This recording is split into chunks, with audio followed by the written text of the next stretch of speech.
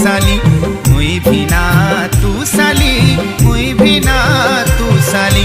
बरसे दिन बाद साली भेट भयो यस पाली, भेट भयो यस पाली, भेट भयो यस पाली।